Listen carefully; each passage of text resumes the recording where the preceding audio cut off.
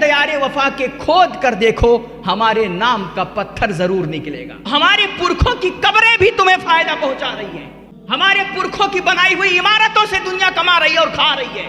इस वक्त मुल्क में सिर्फ खोदा खोदी चल रही है।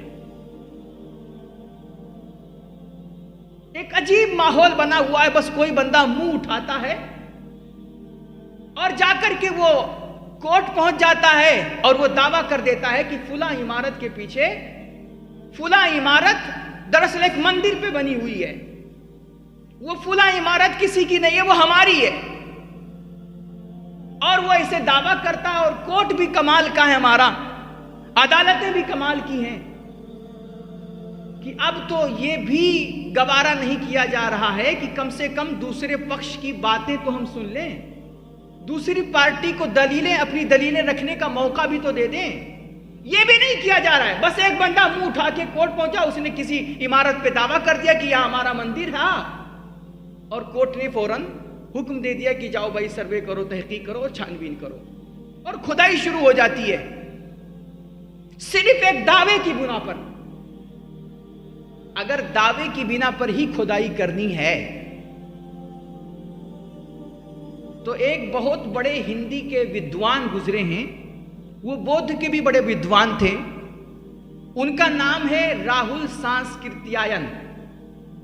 आप उनकी किताबें पढ़िए, आप उनकी अगर माने तो कह रहे हैं कि हमारे मुल्क में, भारत में जितने बड़े बड़े मंदिर हैं, राहुल सांस्कृत्यायन का कहना है कि जितने भी बड़े बड़े मंदिर हैं वो सब बौद्ध टेम्पल्स थे पहले। बौद्ध टेम्पल्स को तोड़ करके ये सारे मंदिर मुल्क में हमारे बनाए गए हैं। यहां तक कि वो कहते हैं कि ये जो केदारनाथ है, बद्रीनाथ है, सोमनाथ के बड़े बड़े मंदिर है ना, ये सब पहले बौद्ध मंदिर थे।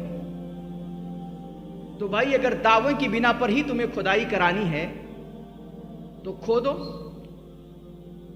सबको खोदिए ना, मस्जिद भी खोदिए, मंदिर भी खोदिए, और मैं कहता हूं आप पूरा हिंदुस्तान खोद डालिए। आपको हिंदुस्तान को आगे तो ले नहीं जाना है।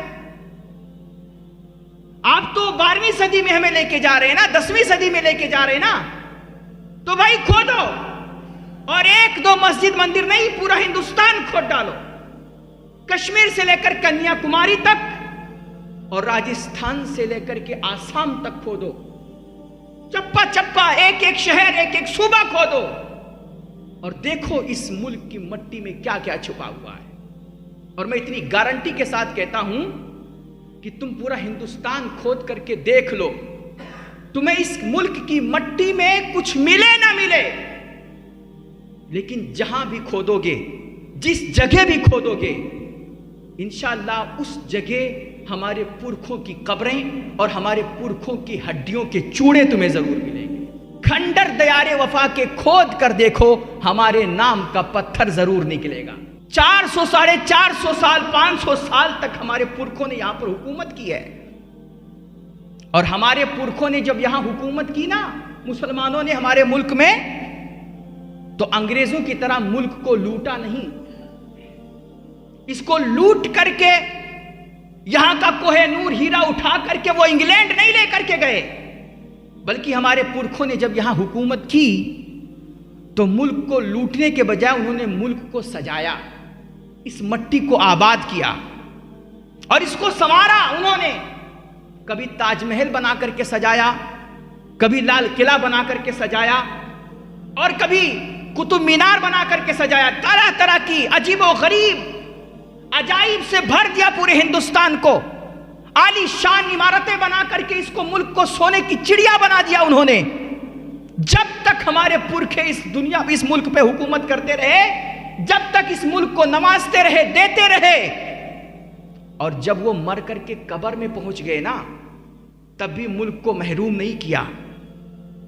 उन्होंने मुल्क को लावारिस नहीं छोड़ा, बल्कि अपनी आने वाली पीढ़ियों के कमाने खाने का वो जरिया पैदा करके गए।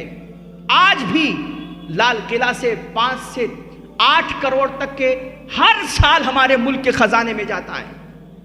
20 से 25 करोड़ कमाई हर साल इंडियन हुकूमत के खजाने में जाती है। और ताजमहल देखने जाओ तो टिकट और मिलेगा, अगर अलग से लगेगा। वहीं पर अगर आप शाहजहां की कब्र देखने जाओ तो आपको टिकट अलग से लगेगा। तो हमारे पुरखों की कब्रें भी तुम्हें फायदा पहुंचा रही हैं। हमारे पुरखों की बनाई हुई इमारतों से दुनिया कमा रही है और खा रही है। हमारे पुरखों की कब्रों से खाओ और उनकी बनाई हुई इमारतों से कमाओ, उन्हीं का खा करके और फिर उन्हीं को गालियां दो, तो बताओ ये नमक हरामी नहीं तो और क्या है? उन्हीं को कोसते हो। उनकी बनाई हुई इमारतें आज लाखों लाख की आमदनी का जरिया बनी हुई हैं। तो हमारे पुरखों ने यहां पर 800 साल तक, 500 साल तक तकरीबन हुकूमत की है। आप पूरे हिंदुस्तान को खोद करके देख डालिए, जहां भी खोदोगे तुम्हें कुछ मिले ना मिले, कोई अलामत, कोई निशानी मिले ना मिले किसी चीज की, लेकिन हमारे पुरखों के हड्डियों के चूड़े तुम्हें जरूर मिलेंगे। और हम ही से तुम वफादारी का सबूत मांगते हो। बेटा, तुम्हारा इस जमीन से, इस धरती से रिश्ता सिर्फ जिंदगी तक के है। जब तक तुम जिंदा हो तुम्हारा रिश्ता इस मुल्क से है, इस धरती से है। मर गए, जला करके खाक बना करके उड़ा दिए गए, तुम्हारा कोई नाम और पता तक नहीं, निशान तक नहीं। लेकिन हम तो वो हैं अपने मुल्क के सच्चे नागरिक और वफादार, कि जब तक जिंदा हैं इसी धरती पे रहते हैं, और जब मर जाएंगे तो मर करके भी अपनी इस धरती मां की गोद में सो जाते हैं। और हम ही से सवाल होता है कि तुम अपनी वफादारी का सबूत दो।